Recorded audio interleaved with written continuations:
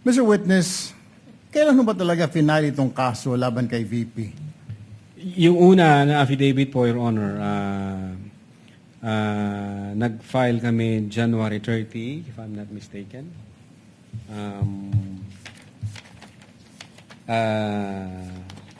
Taon po, anong taon? 2025, sir. 2025. And then nag-require po ang Department of Justice ng compliance dahil sabi nga nila nung una na certification insufficient for conduct of preliminary investigation and must be referred for a case build-up. Now, ang ginawa po namin, kinumply po namin yung kanilang mga requirements.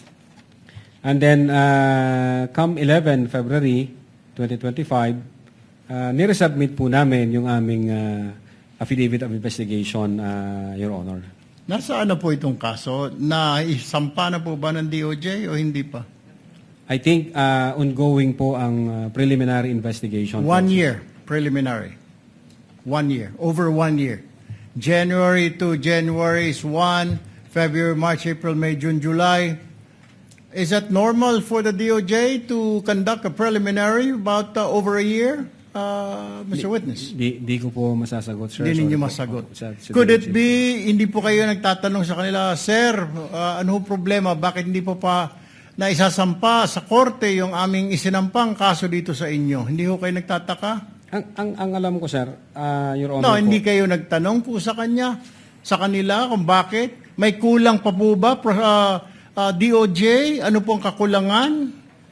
Pag ang referral po, Your Honor, is nasa DOJ na, hands off na ho kami doon. Sila ho ang magde-decide noon kung paano nila ipoprocess yung dokumento. Kaya nga, hindi po kayo nagtataka. Hindi kaya, sir, dito sa mga nakita po natin mga ebidensya rito, mukhang sablay-sablay, parang minadali ho ninyo. Ay kaya, nagkakaproblema ho tayo sa mga korte natin na i-dismiss sa mga kaso dahil kulang ang mga dokumento at parang minadali. But nevertheless, you don't have to answer me that. Let me direct my question now to the prosecutors.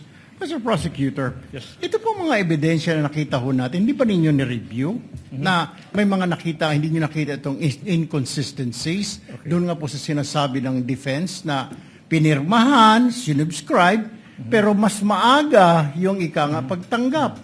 Your Honor, as to whether we perused that, Your Honor, please, unfortunately, we were not party to the preparation of these No, but this was documents. Submitted as evidence, right? Oh. Yes, Your Honor, please. Yes, Your Honor, please. That's why this witness is more than competent to answer that.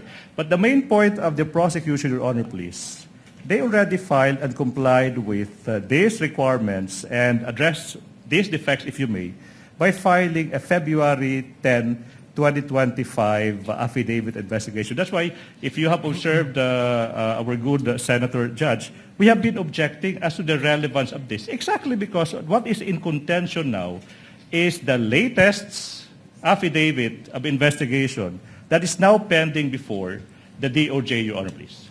All right. And just a quick manifestation to the NBI.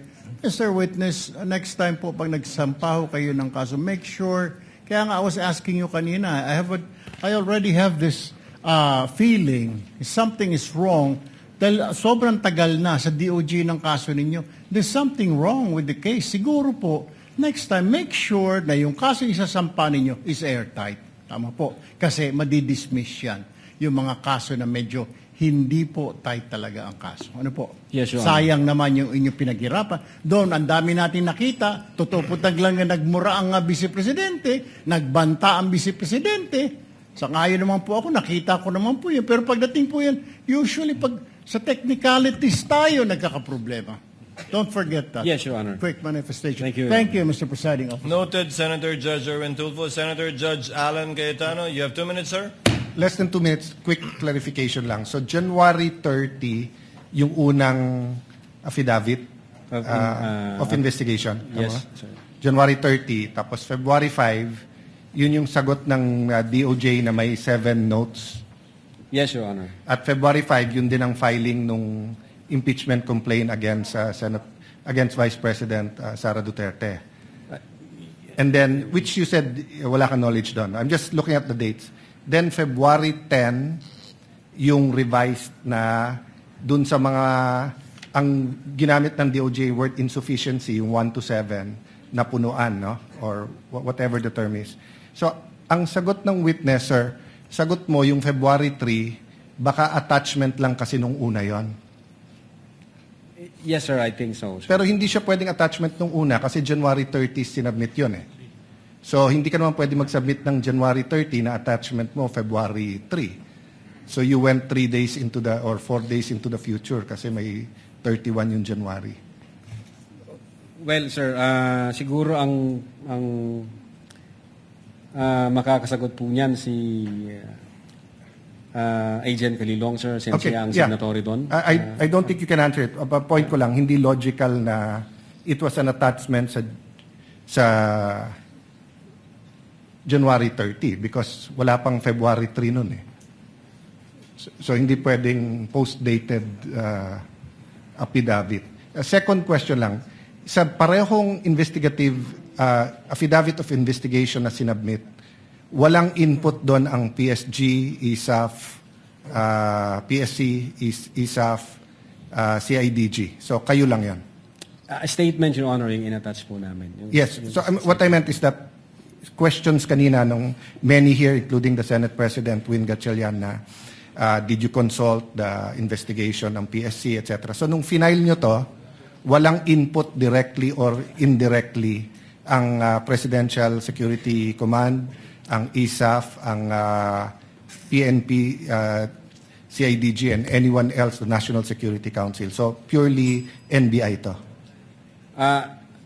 No personal knowledge kung merong correspondence ng ibang agency with the director. Sorry, hindi kayo pwedeng walang personal knowledge kasi ikaw nag-file eh. Ikaw nakapirma dun sa affidavit. So you would know whether dun sa affidavit na yon they had input or not. No Yes, one Your else Honor. could know because you're the one who signed it. Yes, Your Honor. Insofar the Cybercrime Division is concerned, kami po yun yung gumawa Yes. noon. So the answer is they had no input. Hindi ko alam kung... well, insofar as the affidavit is concerned, amin po yun, Your Honor.